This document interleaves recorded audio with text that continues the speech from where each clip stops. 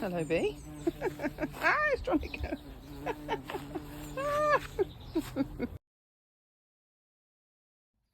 I've done a number of videos on how to grow sweet peas from seed. I've been growing sweet peas now for about, oh God, 4 or 5 years.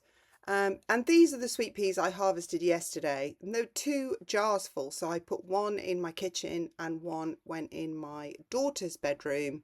And you can see out here I've even got some left over from when I did my sweet peas for my farm bouquets that I was selling. But you can just see how prolific they are. And, it's just wonderful to be able to harvest these every day. And while I do this video, I'm gonna harvest them again, and you'll see by the end of this video that I'll have double, and that's in 2 days. So these were harvested yesterday, and then as we go through the video, I harvest 2 more jars as we go along, just to show how prolific they are. So what I wanted to talk about really was, and here they are, look, actually all flowering. So I've got kind of like 4 TPs. I've got a video on how I make my TPs.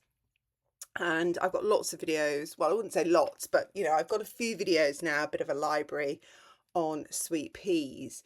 And well, let's just quickly talk about harvesting them, and then we'll get to, if you're a beginner, what I think the best strategy for you is. If you're a seasoned sweet pea grower, you don't need to know this really, because you're already where I am, if not even further ahead in your sweet pea growing knowledge. But if you're a beginner and you haven't managed to grow them from seed this year, and you're feeling a little bit deflated because you really want this in your garden, and by the way, you should have this in your garden because 1, it gives height to your borders, which is always welcome, and 2, the pollinators love the sweet peas, and 3, the scent is just, I have really highly scented roses as well.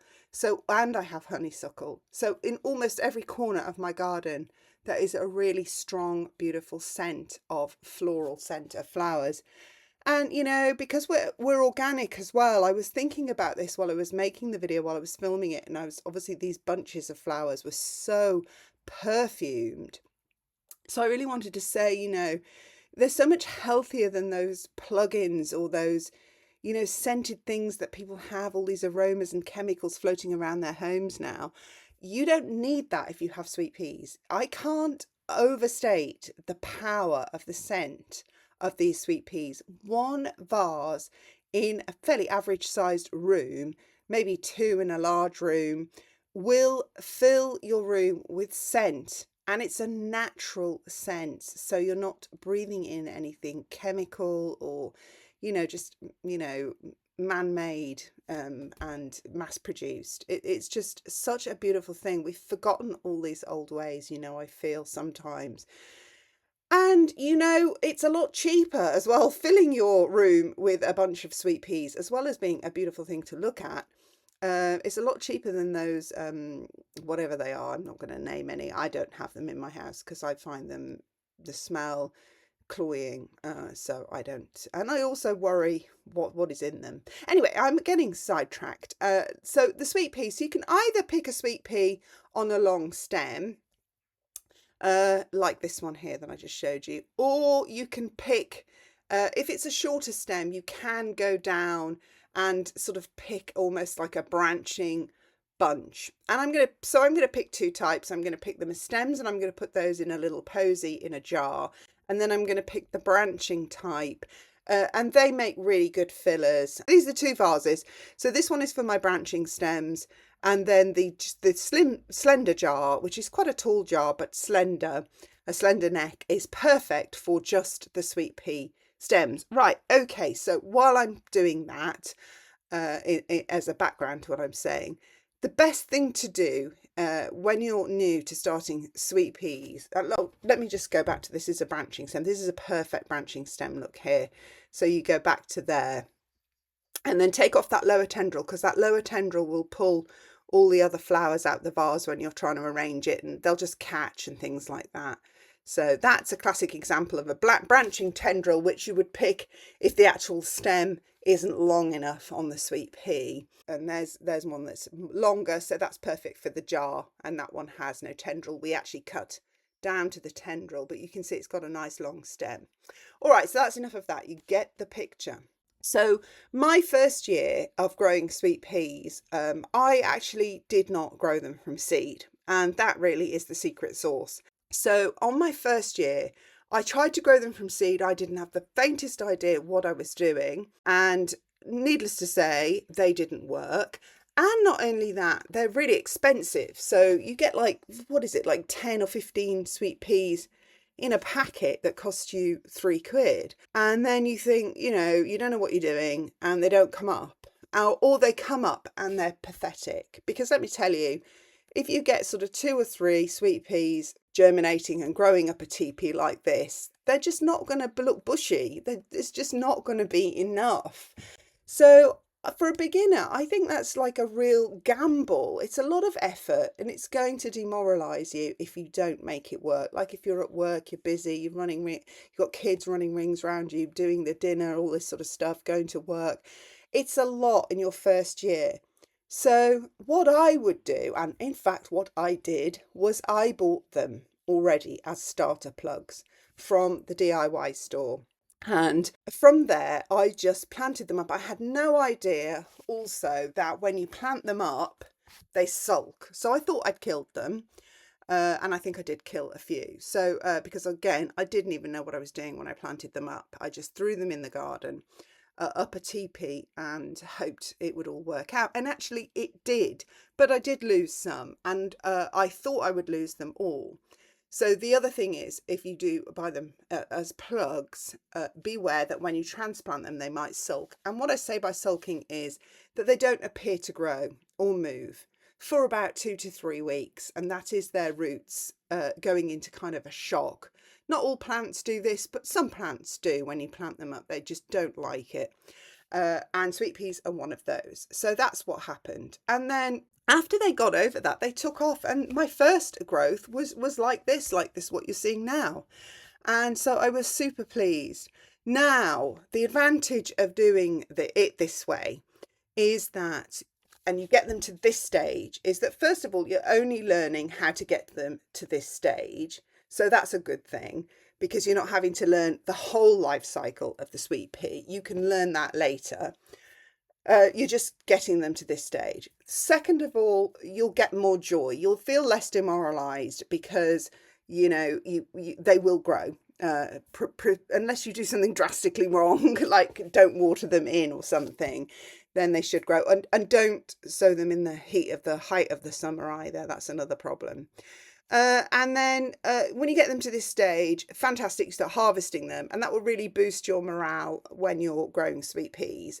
And then the other thing is, you will just have, towards the end, they'll start flagging. They won't look as good, and they'll be putting on their seed pods as the summer gets hotter and hotter. And then, you'll let them go over and go to seed. And that way, when you collect the seed, you will collect, 500 to 1,000 seeds, not 15 to 20 like you buy in the shops. This means that when you come to sow them the following year, you're going to have so much more room for error, and you can succession sow them as well. So because you're just going to have I can fill a whole jar. And you think how small those seeds are. I can fill a whole jam jar with sweet pea seeds every year. And I pretty much use all those seeds. And because sometimes in some patches, they just don't grow for whatever reason. The patch that was really voluminous last year, in fact, hasn't produced as many sweet peas this year, maybe because the soil, has been impaired by growing sweet peas before. And this bunch here, I didn't grow sweet peas in last year, this space where I'm cutting them from now. And this has been very prolific this year. And it, just depends on the climate as well. But what I'm saying is, in short, is grow, buy your plugs, right? And then when you've got the seeds and you've got a big jar of seeds that you've collected, you can then figure out how to grow them from seed next year when you've got tons more stock. When you grow them from seed yourself, they'll come up mostly this one colour, like these pinks and purples. So, but you'll have the money then to buy a variation if you want in addition to these. But frankly, I don't even bother. I actually just like them like this. It's just easy. And they come up this colour every year. And I think it's kind of classic sweet pea colour.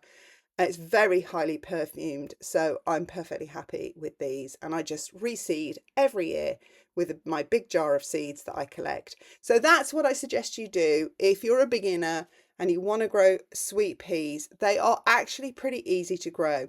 And then if you want to grow them from seed next year when you've harvested your seeds, then check out my videos, which I'll link below. I think growing plants is a bit like, from seed that is a bit like painting. At first, it seems overwhelming. There's so much information to know. There's so many things you need, products and all the different styles and paintbrushes and colours, and same with seed packets. It's very similar, but once you start to sort of get the hang of it, it does get a lot easier and you do start to do things as second nature. And that's why I say start with plugs now, because then by the time you come to sowing them from seed the following year, next year, or even later this year, it's going to just be much easier for you. You know, you've got less information to take in because you've already done the first stage, and that's get them to flower from plugs, harvested the seeds, and then off you go. And the other thing is with having so many seeds, I forgot to mention, is that you can just grow so many more. And when you grow them in large volumes like I do, it just looks more effective. So that's the other trick. Anyway, I hope you found this video helpful and encouraging. If you did, please subscribe, click the notification bell and share with your friends. And please visit my website, www.jillbretherton.com. I've done a lot of work on that because I didn't really like my first rollout. So I have done a lot of work trying to improve it. I have my blogs on there, etc. So anyway, I really do hope you found this helpful and I hope you grow wonderful sweet peas, if not this year, next year. And thanks for watching. Bye.